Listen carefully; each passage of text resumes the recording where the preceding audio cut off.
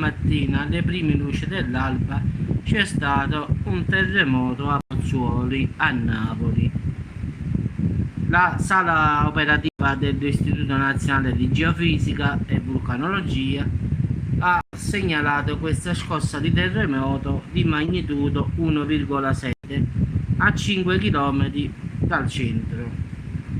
Nonostante la magnitudo sia stata bassa, c'è stato un forte boato tipico quello dei terremoti e la gente davvero si sono messe paura, perché questo boato è stato ben udibile anche a distanza, quindi lo sappiamo che oramai i residenti del posto ci convivono con questi fenomeni, però stamattina si sono svegliati davvero pieni di paura.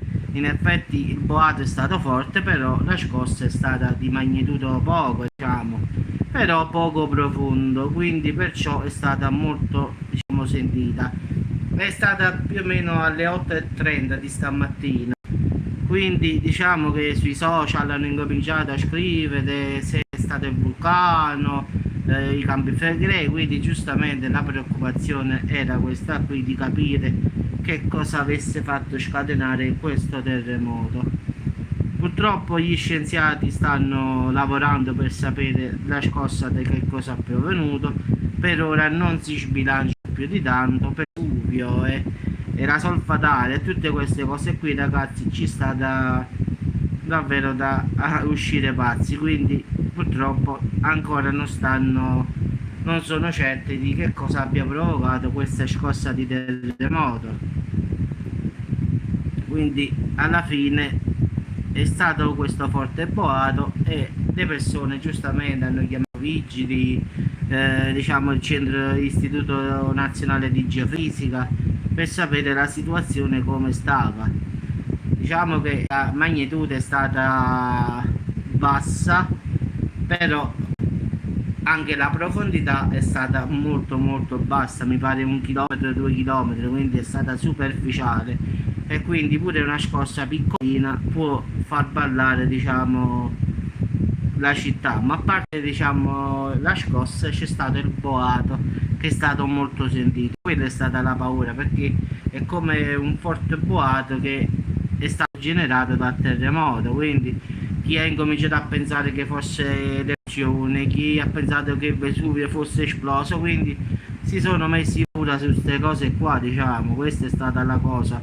Hanno sentito questo boato, molti di loro avranno detto questo avrà scoppiato il Vesuvio. Questo è stato quello che ha fatto mettere paura alle persone, giustamente, stando in una situazione come stanno loro. Però fortunatamente non ci sono danni, non ci sono cose, solo tanta paura che c'è stata fra la popolazione di Pozzuoli, e zone limitrofe.